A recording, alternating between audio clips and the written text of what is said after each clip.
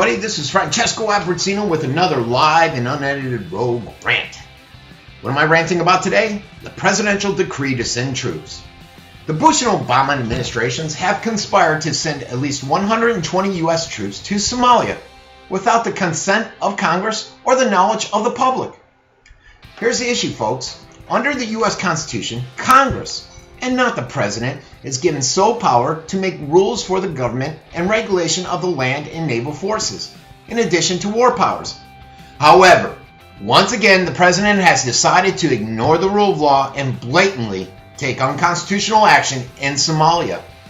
The actions of the Bush and Obama administration are similar to the disastrous 92-93 deployment in Somalia, where 18 American service members, brother-in-arms, were killed, and the bodies of 2 American Delta Force soldiers were dragged through the streets of the capital city of Mogadishu. I remember this, folks. I was in the Navy at the time. There were more than 1,000 Somalis that were killed in the engagement, and Americans' involvement did nothing at all to change the domestic political situation over there. There's one difference between the 92 deployment and today. Back then, Congress did eventually authorize the deployment of troops in a vote back in 93.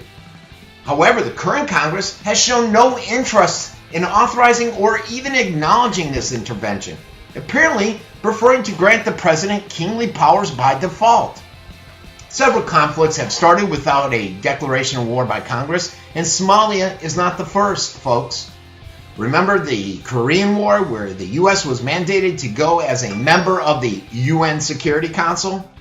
How about Vietnam? Does anybody remember that conflict was where many lives were lost and really nothing was ever accomplished? What Congress did end up doing is authorizing a spending limit for these conflicts. The perception that presidents had assumed more authority to commit forces than the constitutional framers had intended led Congress to pass the 1973 War Powers Resolution, which, you guessed it, President Nixon tried to veto without success. The main purpose of this resolution was to assure that both the executive and legislative branch participated in decisions that might get the U.S. involved in war. Congress wanted to circumscribe the President's authority to use armed forces abroad without a declaration of war or other congressional authorization, yet providing enough flexibility to permit the President to respond to attacks or other emergencies. The War Power Resolution requires that the President provide written notification to Congress of the introduction of U.S. armed forces into hostilities within 48 hours of such action. The President must explain the reason forces were inserted in a hostile situation. The executive authority for doing so and the scope and duration of the military action also must be explained. In addition, the President is required to terminate the use of military force after 60 days, unless Congress has declared war. Almost every president since 1993 has insisted that the War Powers Resolution is unconstitutional, and they continue to blindly insert American soldiers into armed conflicts that serves their presidential objectives, folks. Bush claimed that he did not need a congressional declaration of war to use military force against Iraq. However, to bolster political support for the commencement of hostilities with Iraq and to obtain legislative legitimacy for the participation of U.S. troops in the multinational coalition, the President requested a congressional resolution supporting the implementation of UN Security Council's resolution, which authorized member states to use all necessary means to restore peace in the region.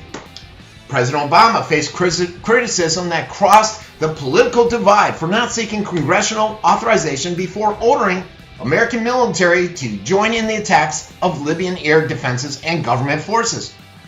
Many lawmakers on both sides of the aisle went on record stating that Mr. Obama had exceeded his constitutional authority by authorizing the attack without congressional permission.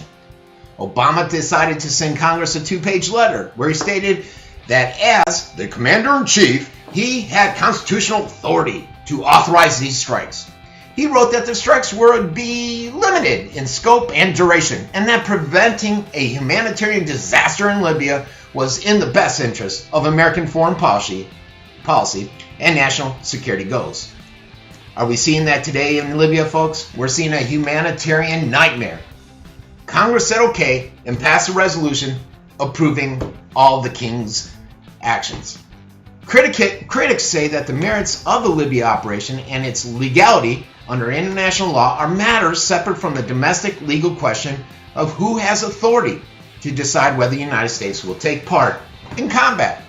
The bottom line is, when there's no imminent threat to our country, a president can't and should not be able to just launch strikes without the authorization of the American people through our elected reps in Congress. No United Nations resolution or congressional act permits the president to circumvent our Constitution, folks. Still, presidents continue to send the military into action without prior congressional approval, both with United Nations authorization and when George Bush intervened in Somalia in '92, and without it, as Bill Clinton did with the bombing of Kosovo in '99. Perhaps, just perhaps, Congress should debate a new war measure that deals with today's global challenges. I say that because ordering people to risk their lives without Washington doing the work necessary to reach a political consensus is immoral, and our soldiers, my brothers in arms, should not be sent into a fight for a presidential agenda without congressional approval.